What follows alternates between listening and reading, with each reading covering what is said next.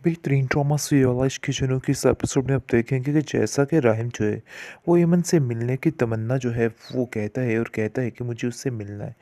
मैं उससे मिलना चाहता हूँ और उससे पूछना चाहता हूँ कि आखिर ऐसी क्या वजह बनी जिसकी वजह से वो उसने इतना बड़ा झूठ बोला है। ऐसे ही आप देखेंगे कि यमन की मुलाकात उससे होती है तो यमन को कहता है कि आखिर तुम्हें क्या मिला, ये सब कुछ करने के बाद तुम क्या मिल गया तुम्हें। जिस पर वो कहती है कि मैंने सिर्फ और सिर्फ सच का साथ दिया है, यानी कि उसको वाकई में कुछ याद नहीं है क्योंकि वो बिल्कुल पागलों वाली हरकतें करने लग जाती है किसी वक्त और किसी वक्त सब कुछ भूल जाती है। लेकिन ये बात का बिल्कुल भी राहिम को अंदाज़ा नहीं और राहिम कहता है कि आखिर तुम्हें कितने पैसे मिले, साफ साफ बताओ कि सूरत ने तुम्हें कितने में ख़रीदा है। जिस पर आप देखेंगे कि उसको कहती है कि तुम किस तरह की बात कर रहे हो, मुझे तो कुछ समझ नहीं आ रहा, मुझ पर इल्ज़ाम तराशी की जा रही है, मैंने जो हकीकत थी वही बोली है। लेकिन राहिम बेचारा बहुत चीखता चिल्लाता है क्योंकि उसने वो गुनाह नहीं किया जिसकी सज़ा काट रहा है। और दूसरी तरफ एमन इस बात पर अटकी हुई है कि वो इंसान राहिम अली ही था, जिसकी वजह से वो काफ़ी ज़्यादा परेशान है और कहती है कि आखिर तुम मुझे ऐसे क्यों कर रहे हो, मैंने जो सच था वही कहा है।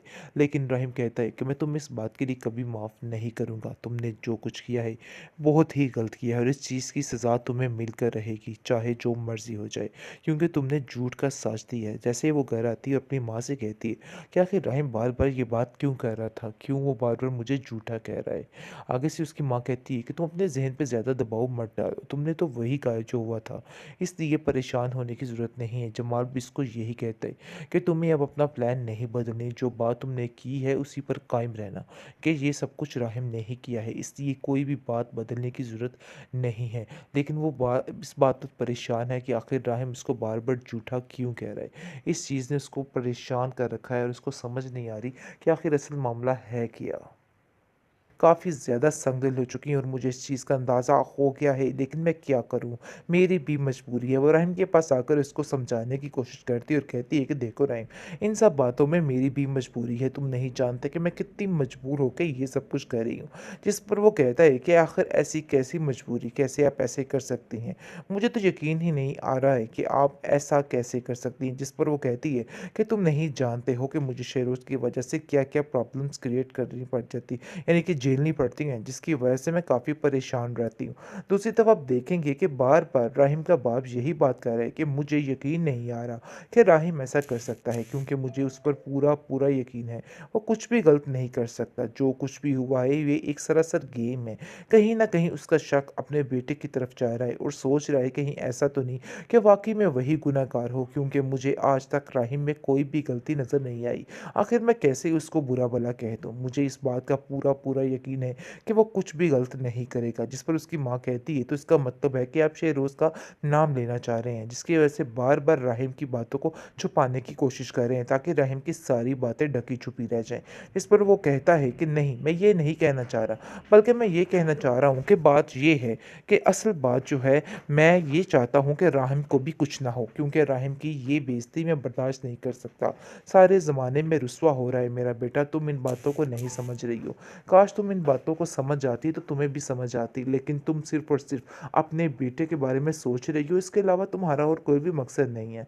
और मैं ऐसा कभी भी नहीं करना चाहता, अपने बेटे को मैं सरासर कोई तकलीफ़ नहीं देना चाहता। इसलिए मैंने सोच लिया है कि मैं उसका साथ दूँगा और उसको इस ज़माने भर की गंदी नज़रों से बचा कर रखूँगा, क्योंकि मैं उसको ऐसे अकेला नहीं छोड़ सकता।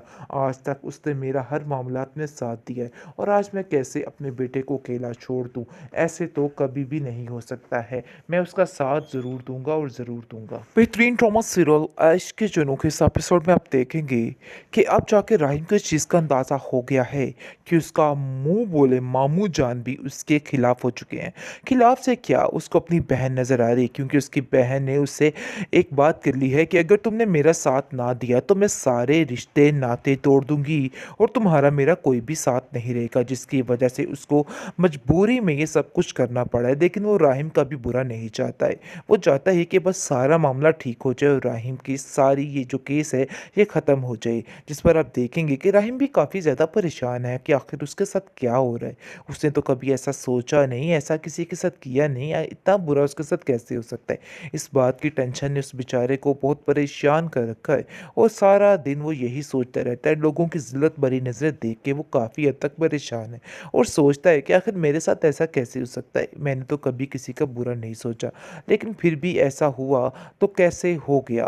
लेकिन अब देखेंगे कि दूसरी तरफ बहुत ज़्यादा जमाल जो है वो गुस्सा दिलाने की कोशिश कर रहा है बार-बार। उन लोगों को बहकावे में डाल कर अपने मामू जान को कहता है कि कुछ कीजिए, वरना अगर कुछ ना किया तो मामला काफ़ी ख़राब हो जा आप नहीं जानते हैं कि ये लोग क्या से क्या कर सकते हैं। आज एक दफ़ा ऐसे हुआ है तो दोबारा भी कल को हो सकता है। लेकिन इस बात की हामी जो है ईमन की माँ नहीं बरती और वो कहती है कि मुझे कुछ भी नहीं करना है। इसलिए बेहतर यही है कि इस केस को यहाँ पर ही ख़त्म किया जाए और इस बात को बिल्कुल ख़त्म कर दिया जाए। मैं अपनी बेटी को कहीं पे भी नहीं बेचना चाहती, ना ही कोई नाम लेना चाहती हूँ। इसलिए जमाल ये उल्टे-सीधे मशवरे आके देना बंद करो। तुम्हारी वजह से तुम्हारे मामू जान का दिमाग भी ख़राब हो जाता है और उनको भी कुछ समझ नहीं आती कि वो क्या करना है और क्या नहीं करना है। इसलिए बेहतर यही है कि इस तरह की ऊट-पटांग क बातें करनी बंद कर दो। लेकिन दूसरी तरफ आप देखेंगे कि राहिम की माँ जो है वो कहती है कि आखिर मैं ऐसा कैसे कर सकती हूँ। मैं इस लड़के की वजह से यानी कि शहरोज़ की वजह से काफ़ी ज़्यादा संगदिल हो चुकी हूँ और मुझे इस चीज़ का अंदाज़ा हो गया है, लेकिन मैं क्या करूँ? मेरी भी मजबूरी है। वो राहिम के पास आकर इसको समझाने की कोशिश करती है और कहती है कि देखो राहिम, इन सब बातों में मेरी भी मजबूरी है। तुम नहीं जानते कि मैं कितनी मजबूर होकर ये सब कुछ कर रही हूँ। जिस पर वो कहता है कि आखिर ऐसी कैसी मजबूरी, कैसे आप ऐसे कर सकती हैं?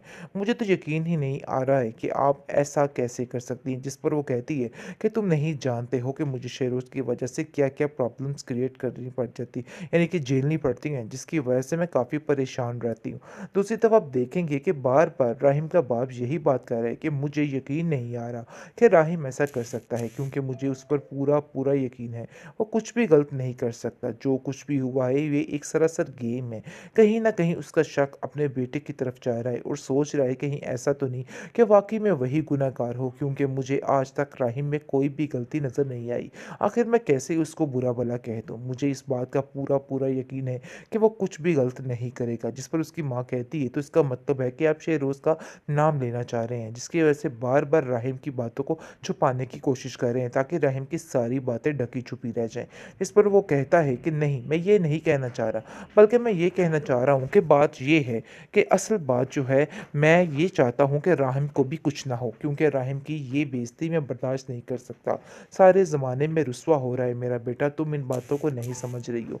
काश तुम इन बातों को समझ जाती तो तुम्हें भी समझ आती, लेकिन तुम सिर्फ़ और सिर्फ़ अपने बेटे के बारे में सोच रही हो, इसके अलावा तुम्हारा और कोई भी मकसद नहीं है।